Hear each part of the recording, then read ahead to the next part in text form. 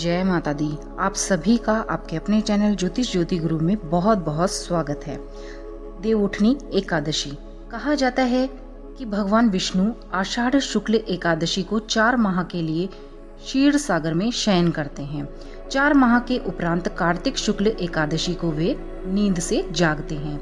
विष्णु जी के शयन काल के ये 4 मास में सभी वैवाहिक, मांगलिक और सभी प्रकार के शुभ कार्य करना वर्जित माना जाता है।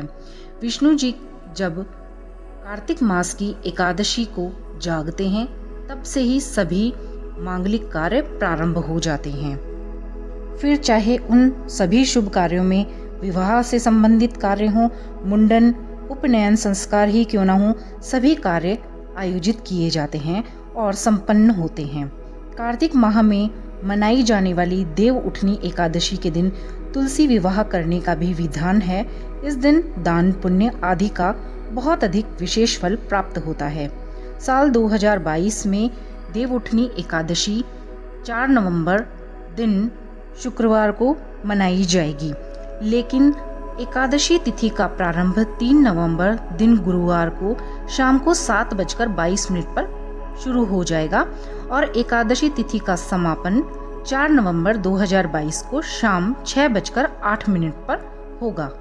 तो इस प्रकार सूर्योदय तिथि के अनुसार 4 नवंबर दिन शुक्रवार को 2022 में एकादशी तिथि मनाई जाएगी, जिसे कि देवउठनी एकादशी, प्रबोधनी एकादशी, विष्णु प्रबोधनी एकादशी, हरि प्रबोधनी एकादशी, देव प्रबोधनी एकादशी, थान एकादशी, देवथन एकादशी, देव उत्सव एकादशी और देव उठी एकादशी के नाम से जाना जाता है।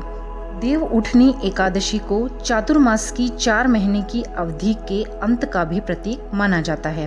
इन 4 महीनों में भगवान विष्णु योग निद्रा में सो रहे होते हैं और इसी दिन उठते हैं, इसीलिए इसे विष्णु शयनी एकादशी को वे सोते हैं और प्रबोधनी एकादशी को जागते हैं, तो इसलिए इसे देव उठनी एकादशी कहा जाता है।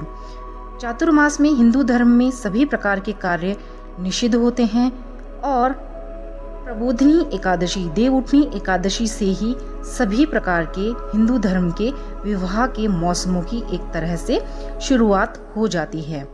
इसे कार्तिकी एकादशी, कार्तिक शुक्ल एकादशी और कार्तिकी के नाम से भी जाना जाता है। प्रबोधनी एकादशी के बाद कार्तिक पूर्णिमा आती है, अर्थात इस एकादशी जिसे देवउठनी एकादशी कहते हैं, इसके बाद कार्तिकी पूर्णिमा आती है और उसे देव दिवाली या देवताओं की दिवाली के रूप में मनाया जाता है। कहा जाता है कि एकादशी से लेकर कार्तिक पूर्णिमा तक प्रतिदिन दीपक प्रज्वलित करने ही चाहिए विष्णु भगवान के नाम से। कार्तिक शुक्ल पक्ष एकादशी व्रत का फल 100 राजसूय यज्ञ तथा 1 सहस्त्र अश्वमेध यज्ञ के फल के बराबर प्राप्त होता है। जो भी व्रतधारी व्रत रखते हैं उन्हें असीम भगवान विष्णु की कृपा प्राप्त होती है। देवोत्थान एकादशी के दिन व्रत रखकर उत्सव की तरह मनाना चाहिए।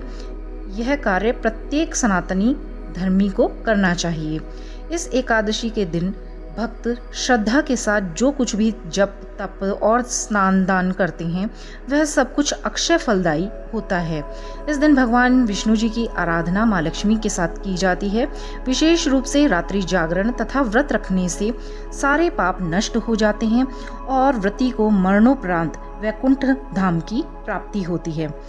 हमारे शास्त्रों में बताया गया है कि कार्तिक मास में जो भी मनुष्य तुलसी का विवाह भगवान विष्णु के शालिग्राम रूप से करवाते हैं, उनके पिछले जन्मों के चाहे कैसे भी पाप हों, वे सभी पाप कर्म नष्ट हो जाते हैं। अब जान लेते हैं देवउठनी एकादशी की पूजा विधि किस प्रकार से संपन्न करनी है। देवउठनी एकादशी के दिन व्रत करने वालों को सुबह स्नान करके स्वच्छ वस्त्र धारण करने चाहिए। अपने घर के पूजा स्थल को साफ करके पूजा स्थल पर अथवा आंगन में चौक बनाकर भगवान श्री विष्णु जी के चरणों को कलात्मक रूप से अंकित करना चाहिए। अगर आपके आंगन में धूप आती हो तो भगवान श्री विष्णु जी के चरणों को ढक दें। पूरा दिन व्रत करें और दिन में 1 बार फल आदि खा सकते हैं। भगवान विष्णु को 4 महीने की योग निद्रा से जगाने के लिए कुछ चीजें चाहिए होती हैं, तो वे इस प्रकार हैं, जिनमें घंटा, शंख, मृदंग आदि वाद्यों की मांगलिक ध्वनि के बीच में श्लोक पढ़कर उन्हें जगाते हैं। तो श्लोक इस प्रकार से है, आप नोट कर लें या कहीं पर लिख लें।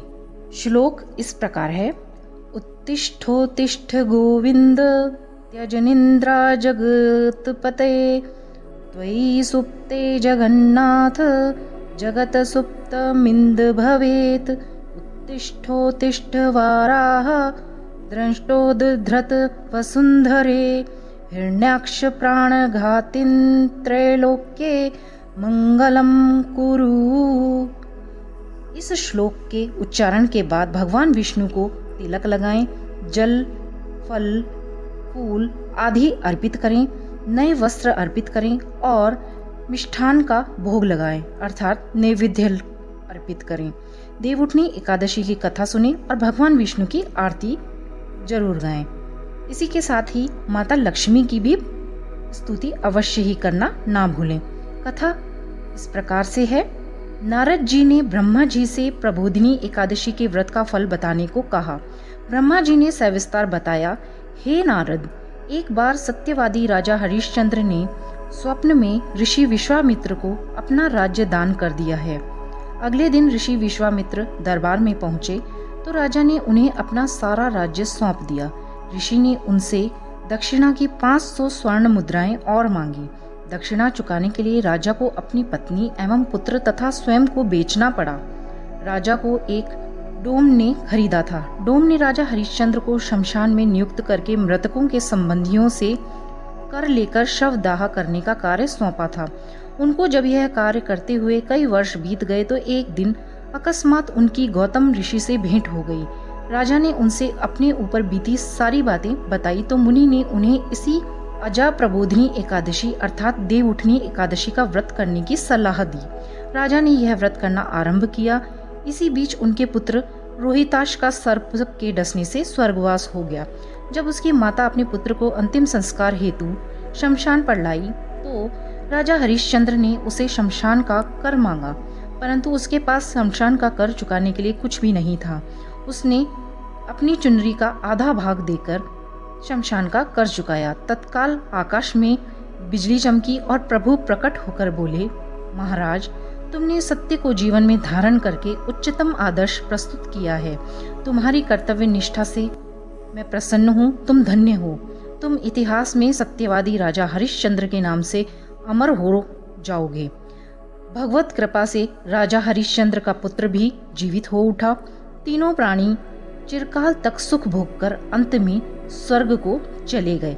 यह सब इसी एकादशी के व्रत के प्रभाव से उन्हें प्राप्त हुआ। इस प्रकार से जो भी लोग इस व्रत को करेंगे वे जीवन भर विविध प्रकार के सुख भोग कर अंत में मोक्ष को प्राप्त करेंगे। तो आप सभी को देवउठनी एकादशी की, देवोत्थान एकादशी की बहुत बहुत बधाइयाँ, शुभकामनाएं। सभी का मंगल हो, भगवान विष्णु का आशीर्वाद सभी को प्राप्त हो।